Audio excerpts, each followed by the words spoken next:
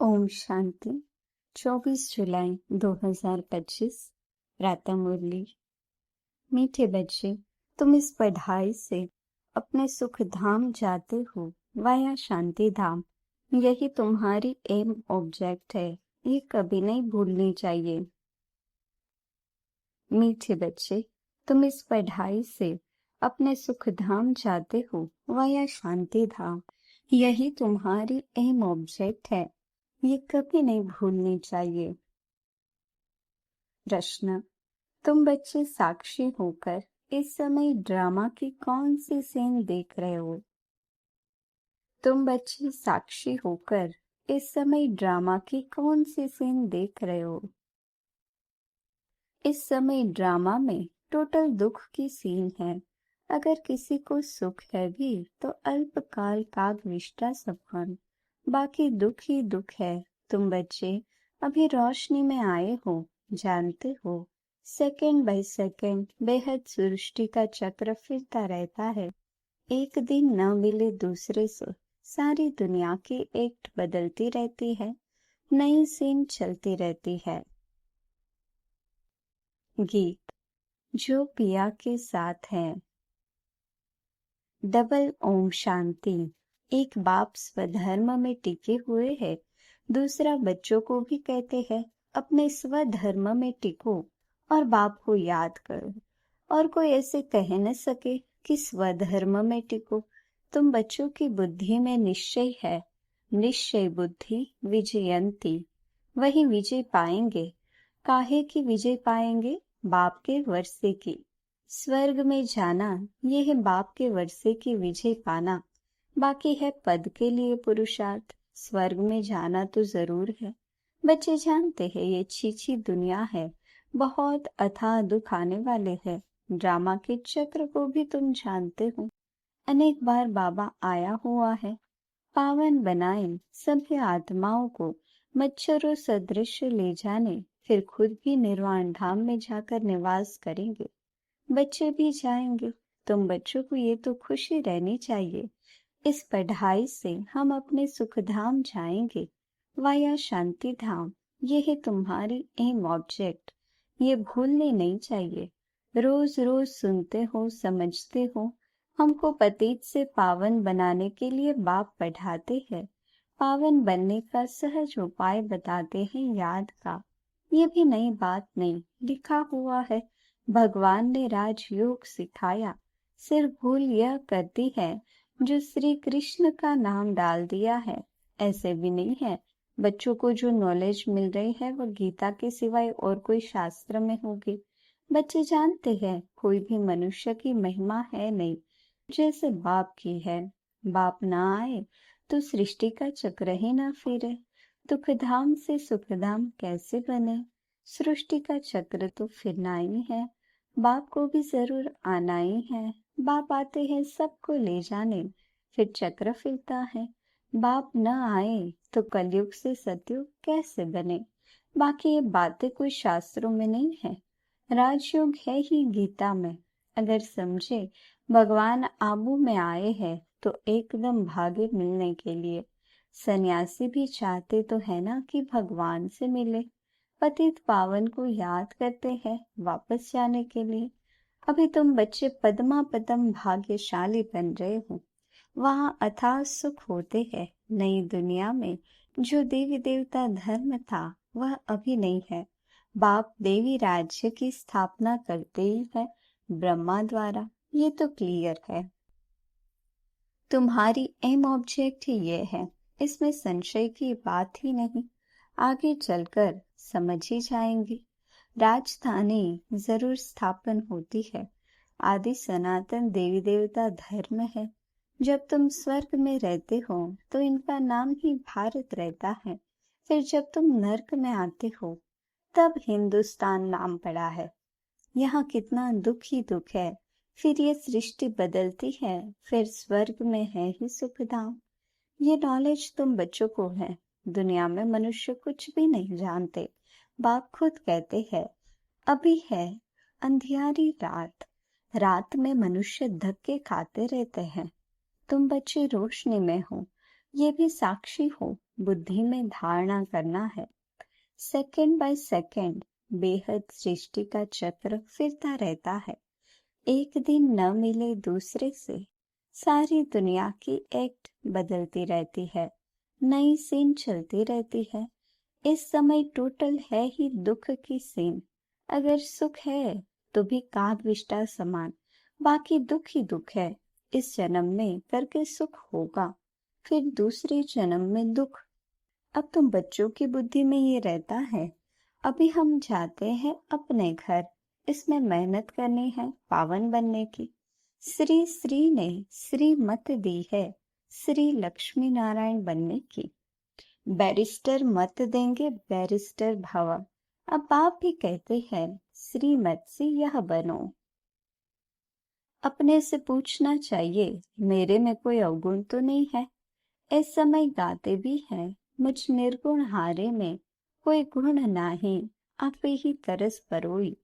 तरस अर्थात रहम। बाबा कहते, बच्चे मैं तो किसी पर रहम करता ही नहीं हूँ। रहम तो हर एक को अपने पर करना है। ये ड्रामा बना हुआ है। बेरहमी रावण तुमको दुख में ले आते हैं, ये भी ड्रामा में नूत है। इसमें रावण का भी कोई दोष नहीं। बाप आकर सिर्फ राय देते हैं, यही उनका रहम है। बाकी ये रावण राज्य तो फिर भी चलेगा। ड्रामा अनादि है, न रावण का दोष है न मनुष्यों का दोष है। चक्र को फिरना ही है। रावण से छुड़ाने के लिए बाप युक्तियां बताते रहते हैं। रावण मत पर तुम कितना पाप आत्मा बने हो। अभी पुरानी दुनिया है, फिर जरूर नई दुनिया आएगी। चक्र तो फिरेगा ना। सत्य को फिर जरूर आना है। अभी है संगम युग। महाभारत लड़ाई भी इस समय की है। विनाश काले विपरीत बुद्धि विनश्यन्ति, ये होने का है। और हम विजयंती स्वर्ग के मालिक होंगे, बाकी सब होंगे ही नहीं, ये भी समझते हो। पवित्र होने बगैर देवता बनना मुश्किल है। अब बाप से श्रीमत मिलती है श्रेष्ठ देवता बनने की। ऐसी मत कभी मिल न सके। श्रीमत देने का उनका पाठ है भी संगम पर, और कोई में तो ये ज्ञान ही नहीं है। भक्ति माना भक्ति, उनको ज्ञान नहीं कहेंगे। रूहानी ज्ञान ज्ञान सागर रूह ही देते हैं, उनकी ही महिमा है। ज्ञान का सागर सुख का सागर। बाप पुरुषार्थ की युक्तियां भी बताते हैं। ये ख्याल रखना चाहिए कि अभी फेल हुए तो कल्प कल्पांतर फेल होंगे, बहुत चोट लग जाएगी। श्रीमत पर न चलने से चोट लग जाती है। ब्राह्मणों का झाड़ बढ़ना भी जरूर है, इतना ही बढ़ेगा जितना देवताओं का झाड़ है। तुमको पुरुषार्थ करना और कराना है। सैपलिंग लगती रहेगी, झाड़ बड़ा हो जाएगा। तुम जानते हो अभी हमारा कल्याण हो रहा है। पतित दुनिया से पावन दुनिया में जाने का कल्याण होता है। तुम बच्चों की बुद्धि का ताला अभी खुला है। बाप बुद्धिवानों की बुद्धि है ना, अभी तुम समझ रहे हो, फिर आगे चल देखना किस किस का ताला खुलता है। यह भी ड्रामा चलता है, फिर सतयुग से रिपीट होगा। लक्ष्मी नारायण जब तख्त पर बैठते हैं तब संवत शुरू होता है। तुम लिखते भी हो 1 से 1250 वर्ष तक स्वर्ग। कितना क्लियर है। कहानी है सत्यनारायण की, कथा अमरनाथ की है ना। तुम अभी सच्ची सच्ची अमर कथा की कथा सुनते हो, उसका फिर गायन चलता है। त्योहार आदि सब इस समय के है। नंबर 1 पर्व है शिव बाबा की जयंती। कलयुग के बाद जरूर बाप को आना पड़े दुनिया को चेंज करने। चित्रों को कोई अच्छी रीति से देखे, कितना बुरा हिसाब बना हुआ है। तुमको ये खातरी है जितना कल पहले पुरुषार्थ किया है उतना करेंगे जरूर। साक्षी हो, औरों को भी देखेंगे, अपने पुरुषार्थ को भी जानते हैं। तुम भी जानते हो। स्टूडेंट अपनी पढ़ाई को नहीं जानते होंगे, दिल खाएंगी जरूर कि हम इस सब्जेक्ट में बहुत कच्चे हैं, फिर नापास हो जाते हैं। इम्तिहान के टाइम जो कच्चे होंगे उनकी दिल धड़कती रहेगी। तुम बच्चे भी साक्षात्कार करेंगे। परंतु नापास तो हो ही गए, कर क्या सकते हैं। स्कूल में नापास होते हैं तो संबंधी भी नाराज, टीचर भी नाराज होता है। कहेंगे हमारे स्कूल से कम पास हुए तो समझा जाएगा कि टीचर इतना अच्छा नहीं, इसलिए कम पास हुए। बाबा भी जानते हैं सेंटर्स पर कौन कौन अच्छी टीचर्स है, कैसे पढ़ाती है, कौन कौन अच्छी रीति पढ़ा कर ले आती है, सब मालूम पड़ता है। बाबा कहते बादलों को लाना है, छोटे बच्चों को ले आएंगी तो उनमें मोह रहेगा। अकेला निकल कर आना चाहिए तो बुद्धि अच्छी रीति लगी रहे। बच्चों को तो वहां भी देखते रहते हैं। बाप कहते हैं ये पुरानी दुनिया तो कब्रिस्तान होनी है, नया मकान बनाते हैं तो बुद्धि में रहता है ना हमारा नया मकान बन रहा है। धंधा आदि तो करते रहते हैं परंतु बुद्धि नए मकान तरफ रहती है। चुप कर तो नहीं बैठ जाते। वह है हद की बात, ये है बेहद की बात। हर कार्य करते हुए स्मृति रहे कि अभी हम घर जाकर फिर अपनी राजधानी में जाएंगे तो अपार खुशी रहेगी। बाप कहते हैं बच्चे अपने बच्चों आदि की संभाल भी करनी है परंतु बुद्धि वहां लगी रहे। याद न करने से फिर पवित्र भी नहीं बन सकते। याद से पवित्र, ज्ञान से कमाई, यहाँ तो सब है पति। दो किनारे हैं। बाबा को खिवैया कहते हैं परंतु अर्थ नहीं समझते। तुम जानते हो बाप उस किनारे ले जाते हैं। आत्मा जानती है हम अब बाप को याद कर बहुत नजदीक जा रहे हैं। खिवैया नाम भी अर्थ सहित रखा है ना। ये सब महिमा करते हैं, नैया मेरी पार लगाओ। सतयुग में ऐसे कहेंगे क्या, कलयुग में ही पुकारते हैं। तुम बच्चे समझते हो, बेसमझ को तो यहाँ आना नहीं है। बाप की सख्त मना है, निश्चय नहीं तो कभी नहीं ले आना चाहिए। कुछ भी समझेंगे नहीं। पहले तो 7 रोज का कोर्स दो। कोई को तो 2 रोज में भी तीर लग जाता है। अच्छा लग गया तो फिर छोड़ेंगे थोड़ी। कहेंगे हम 7 रोज और भी सीखेंगे। तुम झट समझ जाएंगे ये इस कुल का है। तेज बुद्धि जो होंगे वह कोई बात की परवाह नहीं करेंगे। अच्छा एक नौकरी छूट जाएगी दूसरी मिलेगी। बच्चे दिलवाले जो होते हैं उनकी नौकरी आदि छूटती ही नहीं है, खुद ही वंडर खाते हैं। बच्चियां कहती है हमारे पति की बुद्धि फेरो। बाबा कहते मुझे मत कहो, तुम योग बल में रहे फिर बैठ ज्ञान समझाओ। बाबा थोड़ी बुद्धि को फेरेंगे, फिर तो सभी ऐसे धंधे करते रहेंगे। जो रस्म निकलती है उनको पकड़ लेते हैं। कोई गुरु से किसको फायदा हुआ सुना तो बस उनके पीछे पड़ जाते हैं। नई आत्मा आती है तो उनकी महिमा तो निकलेगी ना, फिर बहुत फॉलोअर्स बन पड़ते हैं। इसलिए इन सब बातों को देखना नहीं है, तुमको देखना है अपने को। हम कहाँ तक पढ़ते हैं, ये तो बाबा डिटेल में जैसे चिट चैट करते हैं। बाकी सिर्फ कह देना बाप को याद करो, ये तो घर में भी रह कर सकते हो। लेकिन ज्ञान का सागर है तो जरूर ज्ञान भी देंगे ना। ये है मुख्य बात, मन मना भव। साथ में सृष्टि के आदि मध्य अंत का राज भी समझाते हैं। चित्र भी तो इस समय बहुत अच्छे अच्छे निकले हैं, उनका भी अर्थ बाप समझाते हैं। विष्णु की नाभि से ब्रह्मा को दिखाया है।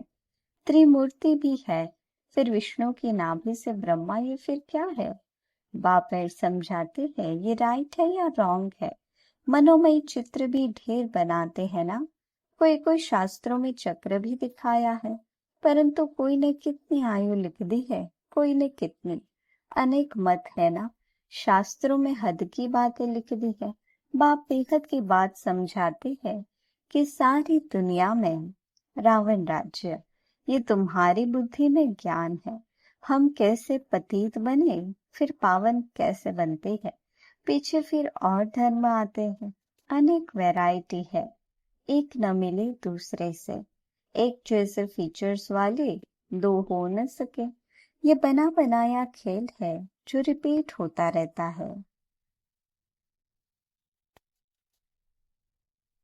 बाप बच्चों को बैठ समझाते हैं, टाइम थोड़ा होता जाता है, अपनी जांच करो, हम कहाँ तक खुशी में रहते हैं, हमको कोई विकर्म नहीं करना है। तूफान तो आएंगे, बाप समझाते हैं, बच्चे अंतर्मुख होकर अपना चार्ट रखो, जो भूले होती है उनका पश्चाताप कर सकेंगे। ये जैसे योग बल से अपने को माफ करते हो, बाबा को क्षमा या माफ नहीं करते।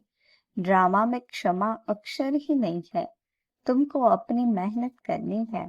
पापों का दंड मनुष्य खुद ही भोगते हैं, क्षमा की बात ही नहीं। बाप कहते हैं हर बात में मेहनत करो। बाप बैठ युक्ति बताते हैं आत्माओं को। बाप को बुलाते हो, पुराने रावण के देश में आओ, हम पतितों को आकर पावन बनाओ। परंतु मनुष्य समझते नहीं, वह है आसुरी संप्रदाय, तुम हो ब्राह्मण संप्रदाय। देवी संप्रदाय बन रहे हो, पुरुषार्थ भी बच्चे नंबरवार करते हैं, फिर कह देते इनकी तकदीर में इतना ही है, अपना टाइम वेस्ट करते हैं। जन्म जन्मांतर, कल्प कल्पांतर ऊंच पद पा नहीं सकेंगे। अपने को घाटा नहीं डालना चाहिए, क्योंकि अभी जमा होता है फिर घाटे में चले जाते हैं। रावण राज्य में कितना घाटा होता है।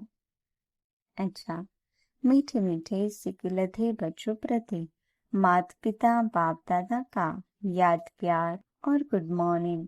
रूहानी बाप के रूहानी बच्चों को नमस्ते। हम रूहानी बच्चों के रूहानी बाप दादा को याद प्यार, गुड मॉर्निंग और नमस्ते। धारणा के लिए मुख्य सार, अंतर्मुखी बन अपनी जांच करनी है। जो भी भूले होती हैं उनका दिल से पश्चाताप कर योग बल से माफ करना है, अपनी मेहनत करनी है। बाप की जो राय मिलती है उस पर पूरा चलकर अपने ऊपर आप ही रहम करना है। साक्षी हो अपने व दूसरों के पुरुषार्थ को देखना है, कभी भी अपने आप को घाटा नहीं डालना है।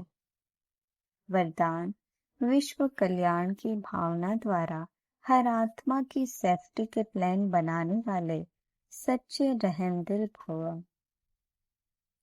विश्व कल्याण की भावना द्वारा हर आत्मा की सेफ्टी के प्लान बनाने वाले सच्चे रहमदिल भव।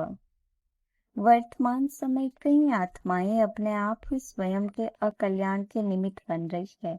उनके लिए रहमदिल बन कोई प्लान बनाओ। किसी भी आत्मा के पार्ट को देखकर स्वयं हलचल में नहीं आओ, लेकिन उनकी सेफ्टी का साधन सोचो। ऐसे नहीं कि ये तो होता रहता है, झाड़ को तो झड़ना ही है, नहीं, आए हुए विघ्नों को खत्म करो। विश्व कल्याणकारी व विघ्न विनाशक का जो टाइटल है, उस प्रमाण संकल्प, वाणी और कर्म में रहमदिलपन वायुमंडल को चेंज करने में सहयोगी बनो। स्लोगन, कर्मयोगी वही बन सकता है जो बुद्धि पर अटेंशन का पहरा देता है। कर्मयोगी वही बन सकता है जो बुद्धि पर अटेंशन का पहरा देता है। अव्यक्त इशारे, संकल्पों की शक्ति जमा कर श्रेष्ठ सेवा के निमित्त बने। लास्ट में फाइनल पेपर का क्वेश्चन होगा, सेकंड में फुल स्टॉप, इसी में ही नंबर मिलेंगे।